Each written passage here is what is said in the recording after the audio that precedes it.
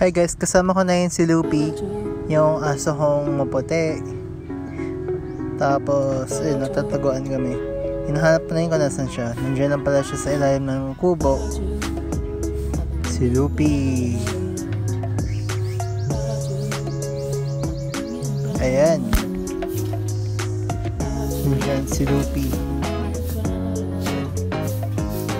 Asong natutulog.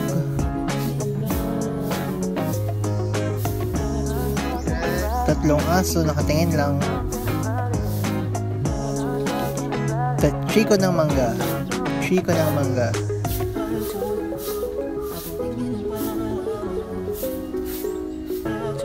Tsaka mangga.